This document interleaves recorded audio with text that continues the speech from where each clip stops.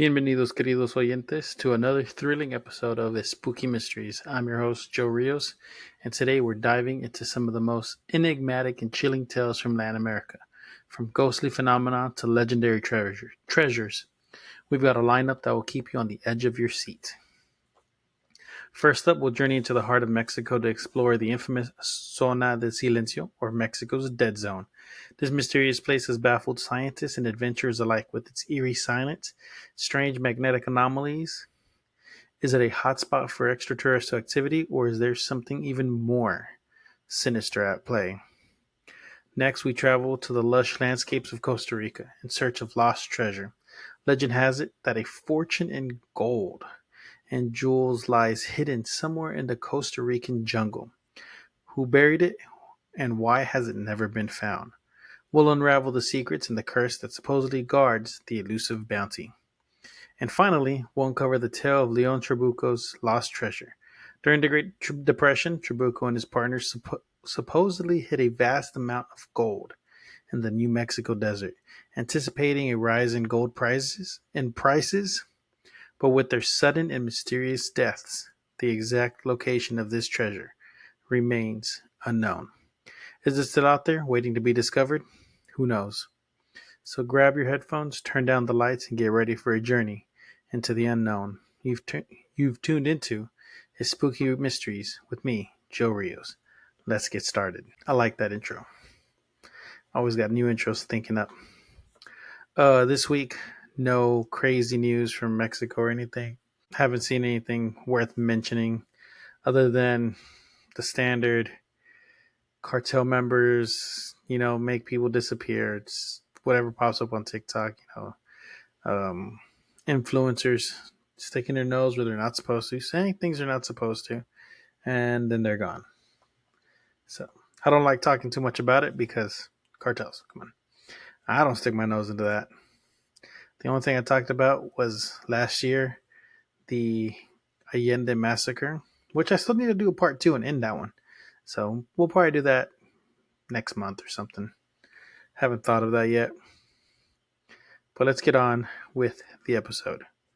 So, first up, Mexico's Dead Zone. I gotta make this bigger. So, in the center of Mexico, can't even see that's how it's tiny on the map that I'm looking up at. Let's see. Nope, that's not do. It won't do what I wanted to do. It's trying to stick. Oh my god! You go away. There we go. You go there. You go there. Perfect. So I'll put it on the big screen. It looks like it's above Coahuila, Zaragoza, or above Durango, Nuevo León, Zacatecas, below Coahuila and Zaragoza. There's a little area right there. So in other words, next time I go to Mexico, I could probably go check it out. Will I? No. I will not go into unknown territory. Maybe. I don't know. If we get enough views and likes and help me buy equipment, I'll go. But until then, no. That's not a free trip. Anyways, beyond that, there is much about our world we still do not understand. Scientists tell us that natural mysteries abound in every corner of the earth, from the lifeless desert of Chile to the bottomless depths of the Pacific. There are things we simply do not comprehend. The best way to describe this place in northern Mexico, in the middle of the hot, searing, punishing Chihuahuan desert, a place commonly called the Zone of Silence. By the few locals, scientists, students, and visitors that wander there from time to time in search of answers, it is a strange place to experience. One of those mysterious natural wonders that beg our attention and muddle our senses. It is sometimes difficult to tell what is truth and what is not. Recognize what you see as real or not. This place is just a mystery. And I'm getting this from Best of Lake Chapala, Guide to the Chapala River. So this is by Logan Hawks. I'll give credit where credit is due. Drive 400 miles west of El Paso and you enter into an unforgiving section of foreboding semi-arid desert landscape that begs for mercy, but offers none. The nearest settlement is Ceballos, a ragtag community that holds on precariously to its existence some 25 miles across the barren plain from the heart of the zone. Here, life is challenging, and there is constant, delicate balance between death and survival. I'm not going to read the rest of this because this is a lot. And this guy, whoever wrote this, really put a lot of thought into their writing. And for me to just read it, it's not fair because I'm not going to lie, their writing isn't my standard. But no, it's wording. So let me give you what I know. In the 1970s, a faulty American Athena missile fired from the White Sands Missile Base in nearby New Mexico went off course and inexplicably crashed into the mysterious desert region and made the world aware of the unique and apparently unusual properties of the area. Air Force investigators went there with the Mexican government's approval, journeyed to the crash site, and made an unexpected discovery. Within an unspecified and sometimes shifting area within the zone, radio signals fail to travel through the air, creating a type of dark zone. No television, radio, shortwave, microwave, or satellite signals seem to penetrate this zone. The name Zone of Silence was quickly adopted, and after that, scientists could not stay away. This is basically Mexico's Bermuda Triangle. And this place is keeping mystery alive. I heard a noise. Had to get some water. Talking so much. So let's pull up another screen real quick. Until then, I'm actually going to read that. So the Mexican government has since constructed a research complex in the zone. A place the scientists assigned to call they're called the biosphere. The primary purpose of the research facility is to study the plant and animal life of the unusual region, but rumors have it a lot more research is going on there than meets the eye. In other words, Mexico's Area 51. It turns out there may be some natural anomaly. I don't know why when I read that I couldn't pronounce it. Anomaly. Associated with the region, high levels of magnetite have been discovered, and scientists have also found that the area is a hotbed for meteorite activity, raising speculations that there may be some unusual magnetic properties associated with the minerals and the chalky soil. So in other words, it's just a giant magnet that is pulling everything down. It's pulling even meteorites down. It's just a giant magnet. Research have been trying to determine whether magnetic ore is naturally occurring or is the product of contamination from millions of thousands of years or thousands or millions of years of meteorite bombardment. And if the high magnetic properties are a result of natural causes, could this be the reason that so many iron-rich objects from space find their way to this remote location? So is it so magnetic that it's just pulling down meteors? Everything has been spotted here, from the unknown, UFOs, everything. Theorists are quick to point out, whenever I do this because I'm suppressing a yawn, is geographically located just north of the Tropic of Cancer and shares the same latitude south of the 30th parallel as the Bermuda Triangle. A fact scientists point out is probably a simple coincidence. In fact, scientists at the Mexican Research Center have dubbed the region the Mar de Tetis, or the Sea of Thetis, because at one time, millions of years ago, the area lay at the bottom of an ocean. What's been seen there is floating orbs, burning bushes, flying saucers, aliens, have all been reported with a degree of abundance, considering the sparse population of the region. Ranchers of the area report the night sky is often filled with mysterious lights, and they have reported floating aircrafts that allegedly land vertically in the desert, often causing brush to ignite and catch fire. There have been reports of encounters with strange humanoid creatures. One ranch family claims they are regularly visited by a trio of long-haired humanoids, 2 males and a female, that speak perfect Spanish. As the story goes, the visitors only ask for water, never for food or other provisions. And when asked once by the rancher where they came, they reportedly answered, from above. So man, even the aliens are white. Pinches gringos. Can't even get Mexican aliens? I mean, they speak Spanish, so it could be Spaniard. You know who's a tall, blonde humanoid? What's her name? And she's coming out in that new movie, not Fury Road, Furiosa. What's her name? Cast. Anna Taylor-Joy. She could be an alien. Isn't she Argentinian? She's from Miami. Buenos Aires. Born in Buenos Aires. So she is Argentinian. We've discovered it. She's one of the aliens from Mexico that went to Argentina. Because there's a lot of alien activity over there too. Went into the movies and is now a famous actress. We've unraveled the truth about this woman, Anna Taylor-Joy, 28 years old. Lies. That is what they tell us because she's an alien. It's 2,800 years. I've gone off the deep end. Don't listen to me. But yeah, so this place is it's basically the Skinwalker Ranch meets Area 51, just in Spanish. That's a lot of craziness. That is a lot. Okay. There's other things too. There's other sightings. A Mexican pilot named Francisco Sarabia reported that in the 1930s, when he flew over the zone, his radio had suddenly and mysteriously failed to work. Similar claims followed in 1969. The Allende meteorite fell in the zone and fueled the stories. But before that, large meteorites fell there in 1938 and 1954. Yeah, there's more about the tall blonde aliens that speak perfect Spanish and ask for only water. And she speaks perfect Spanish. She's one of them. In 1975, Josefina and Ernesto Diaz were looking for fossils in the area when a sudden flash flood left them trapped in their car longer than normal.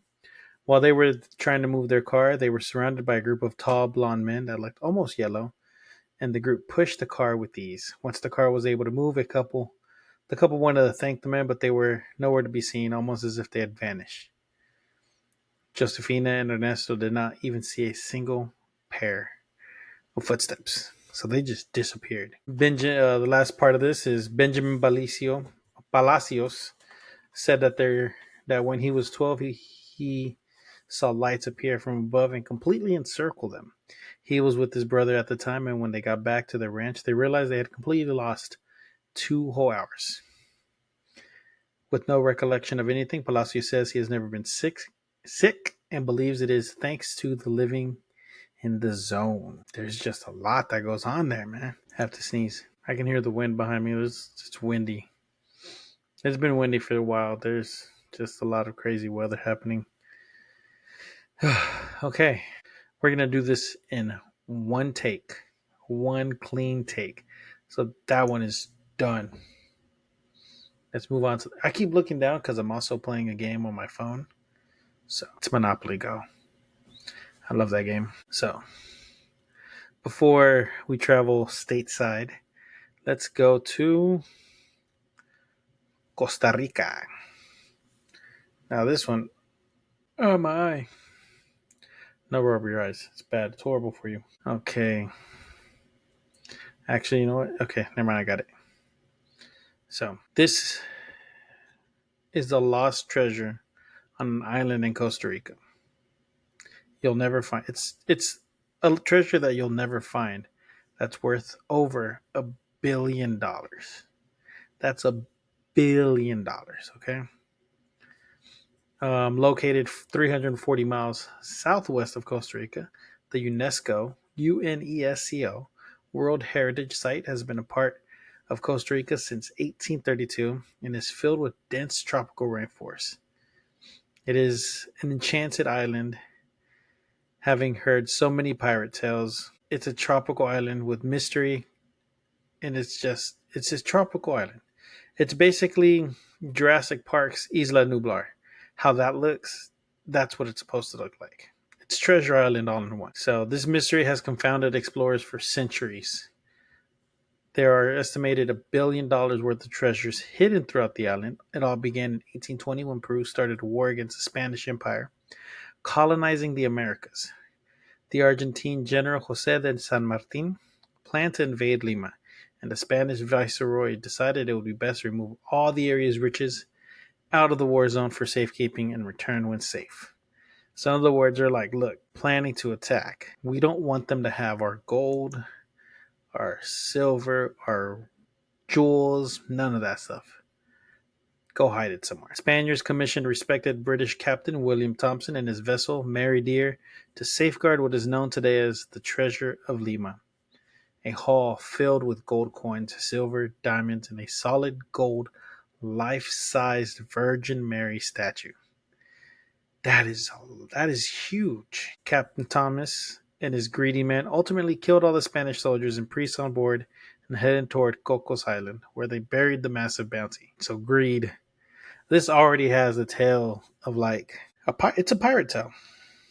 It's a pirate story. A Spanish warship hunted them down, and the crew was convicted, except for Captain Thomas and his first mate, who both agreed to cooperate by locating and retrieving the treasure loot. But they both escaped. Once they landed on the island, they were never recaptured. So they got out. They were men of sea. So as soon as they got to the sea, they booked it back to the island, disappeared forever. Hundreds of explorers have since tried to locate the treasure, but have failed. Early expeditions were mounted by a man named John Keating in 1844, who was supposed to have befriended Thompson. On one trip, Keating was said to have retrieved gold and jewels from the treasure location after receiving a map from Thompson. Upon his deathbed, it is rumored that he shared the following inventory that was documented of the treasure. One chest containing altar trimmings of gold cloth with canopies, monstrances, chalice, all coated with gemstones of up to 1,244 pieces. One chest with 2 gold relics contained 2 gold relic containers weighing 120 pounds with 624 topaz, carnelians, emeralds, and 12 diamonds. Chest number 3. One chest containing 3 relic containers of cast metal weighing 160 pounds with 860 rubies, 19 diamonds, and various other gemstones. Can I not count? This is number 4. Containing 4,000 doubloons of Spanish marked 8 124 swords, 5,000 crowns of Mexican gold, 64 daggers, 120 shoulder belts, and 128 round shields. Think ammunition shells. It's shields. That's a lot. Number 5. One chest containing 8 caskets of cedarwood and silver with 3,840 cut stones, rings, offering plates, and 4,265 uncut stones. That is a lot, and we're still going. And after that, there are 7 more chests containing 22 candelabras in gold and silver, weighing approximately 250 pounds, and 164 rubies. One 7-foot solid gold statue of Virgin Mary and Baby Jesus, weighing 780 pounds, rolled on her gold chasuble adorned with 1,684 jewels, including 4-inch emeralds, 6-inch topazes, and 7 crosses made of diamonds. Golly, that is a lot. Okay, so let's just see how much the statue is worth. Just the statue, just the biggest thing there is there. Okay. 780 pounds of gold. What is that worth today? How much is 780 pounds of gold worth? 22,500. I feel like it's more than that. Gold cost per pound calculator. Let's see. What's the cost of gold? It's constantly fluctuating too. Okay, we'll take this number. 2357.50. Weight is, let's see, it didn't say. Actually, it does say right here. That much weight. Gold cost per pound. Oh man. So no, it didn't give me the weight. It didn't give it to me. That's, you know what? I'm going to a different website. Weights, not troy ounces. We want pounds. 780. Calculate. Yeah, okay. So in America, 780 pounds of gold is 26,500. No, wait. That's a comma. 1, 2, 3. 26,529,913. Golly. So, how many of y'all want to go to Costa Rica for summer? If we find it, look, the Virgin Mary statue of Baby Jesus I'm leaving. That's just sounds like bad juju. Me being Catholic, or if anything, I donate it to the church. I couldn't donate it to the church because then like the Vatican would swoop in and take it as an ancient artifact. I'd probably just like do the Mexican thing and have it in my yard. But the candelabras, the 250-pound candelabras in gold and silver, that's worth some money. We'll take everything else. I'll split everything else with y'all, but I'm keeping that. Keeping it. That's a lot of money. Jeez, what would you do with $25 million? Man, I'd be happy with like $500,000. That pays off a lot of debt. That puts me in a good place in life. Like a good place in life. I'd still have to work, but I wouldn't have to stress. I think that's everyone's goal. Anyways, back to the story. When German adventurer August Giesler became the official governor of Cocos Island in 1897, he was not interested in the small group of tobacco growers living there, most of whom he had brought over from his home country. He was obsessed with locating the solid gold Madonna, 780 pounds. I'd be obsessed with that too. And also the treasure of pirate Benito Bonito. Benito Bonito.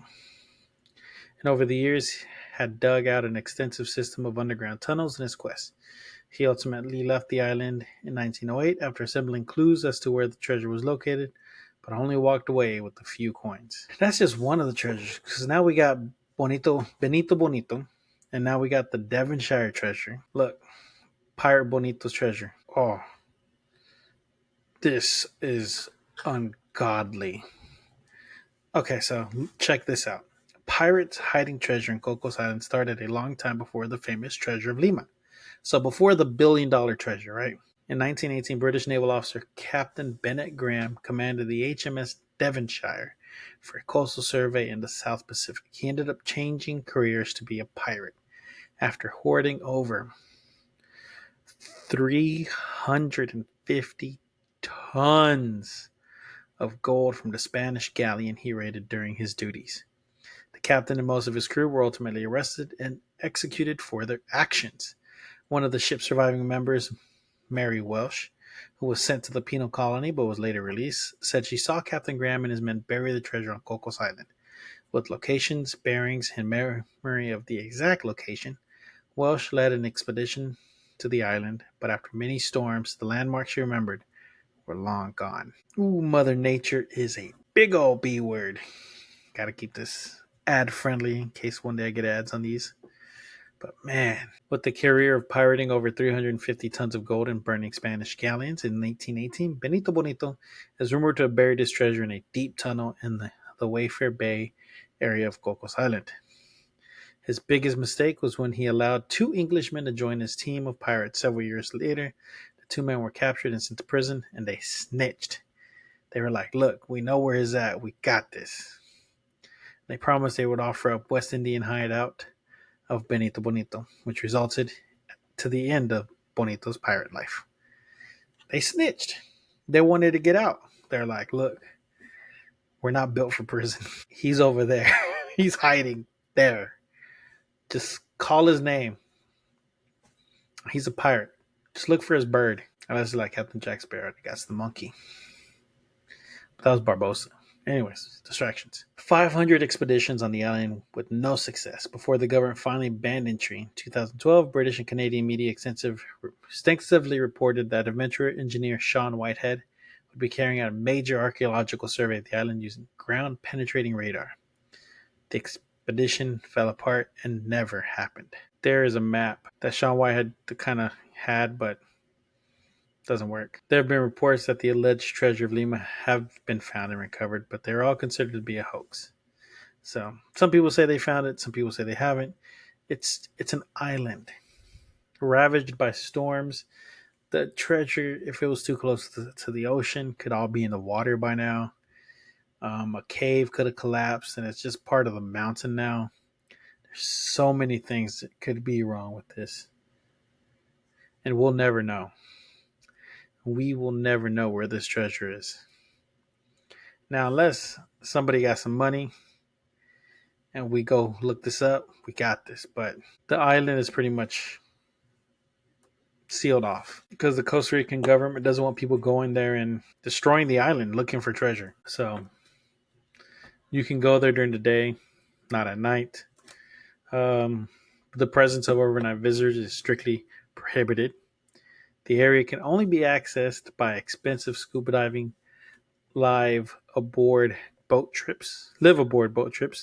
Only park rangers living in ranger stations are authorized by the Costa Rican government to stay on the island while performing their duties and protecting the nature reserve. So that is Costa Rica's treasure that you will never find. But I say just a Madonna, just the Virgin Mary statue alone is enough to cover the fines. Is enough to cover the fines and risk of jail. Like, hey, look, you keep this. Let me keep like two chests, three chests to split. My 4-man crew. We split the chests. Y'all keep the big thing, and we dip. It's as easy as that. So let's round this out with in the States. This one's one that I've heard about a long time ago. This one is in New Mexico. But a Mexican businessman, León Trabuco, buries 16 tons of gold in the New Mexico desert and then dies before telling anyone. There's been a couple of times where billionaires, millionaires have done this in real life. One guy hid a bunch of, like a small chest worth a small fortune, a couple $1,000,000 in the desert. I want to say, no, maybe the California in the mountains. I don't know. I can't remember exactly where. But he wrote a book afterwards, and in the book were ciphers and details, and you had to figure it out, and it'll take you right to it. And no one had found it for a very long time until one day somebody smart enough figured out the ciphers in his book, and were like, it's mine. And they found it. It was on the news for a while too. Oh, I just got a notification.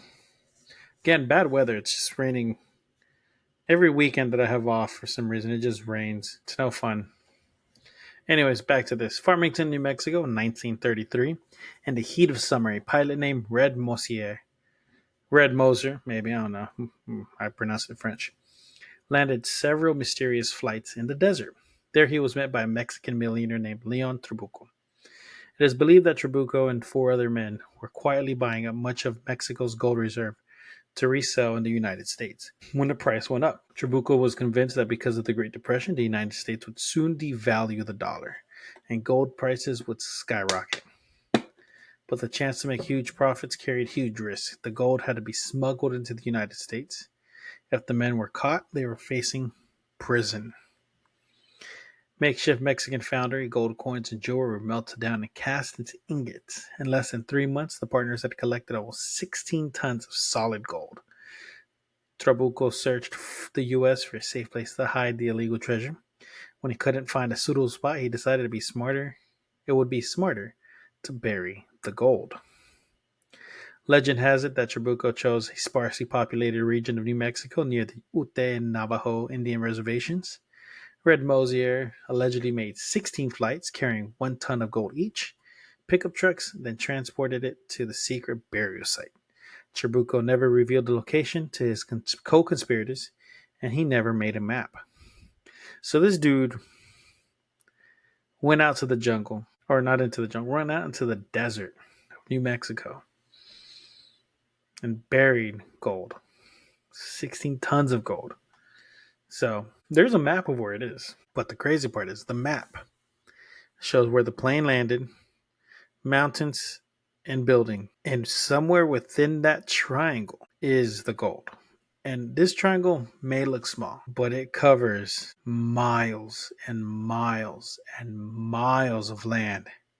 You're never going to find it. Records indicate that the final shipment was delivered on July 14th, 1933.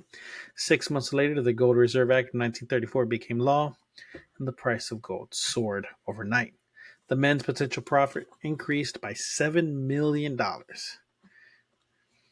group decided not to sell because they're greedy. They wanted more money, hoping the price would go even higher. But they were not aware of an executive order related to the Gold Act. It declared that after January 1934, private ownership of gold within the U.S. was illegal. According to treasure hunter Ed Foster, the partners had missed their chance to strike it rich. FDR put into effect the gold embargo that takes gold off the market and makes it illegal. So consequently, these 5 men from Mexico, they had 20 tons of junk. It was not worth a dime because they couldn't sell it for anything. That sucks. The gold seemed to bring bad luck. Within 5 years, 3 of the partners had died untimely deaths over the next 2 decades.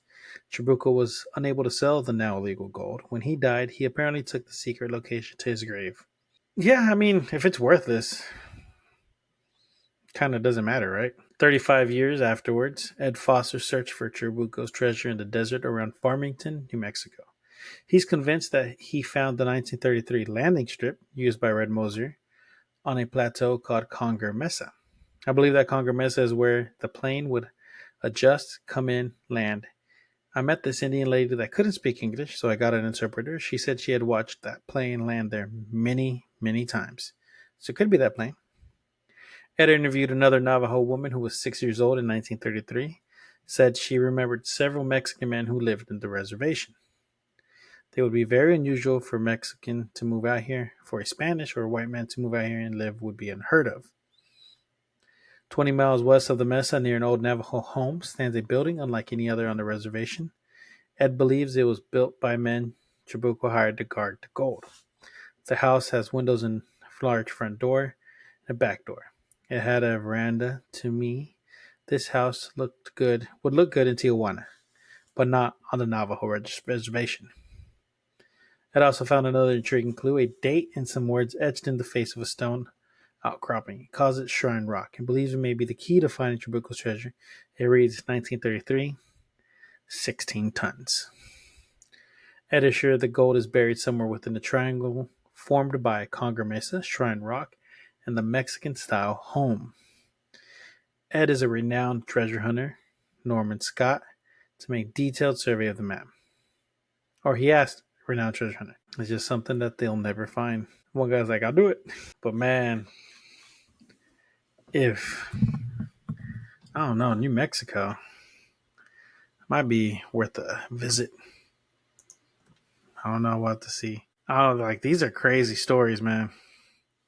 I don't know what to say. Like some of these I really don't know what to say because they're real. They're real. It's not like you're never going to find these. You can find these. Well, except the one in Costa Rica. The Costa Rican government kind of shut down the whole area. You're not finding that one, no matter what you do. And if you do, it'd be super illegal and you're pretty much done. But that one in New Mexico, if you already have a little bit of money, you probably get a team to go up there and find it with ground penetrating radar. I ain't got no money. We're going to have to do it old school if I go. If I go, it's old school. We digging by hand. I ain't got no money. We ain't talking about we going to go get a radar. No, we going to get metal detectors from Walmart and head up there. We'll see what we can do with this. But that is it for today. I will see y'all next week. Stay spooky, my friends. And I'll see you next time. These are good stories. I really like these. It makes me want to go out and find treasure. If we could find some treasure, I'll split it with you. Just let me know when we're going. Later, guys. Remember, like, follow, subscribe. Till next time.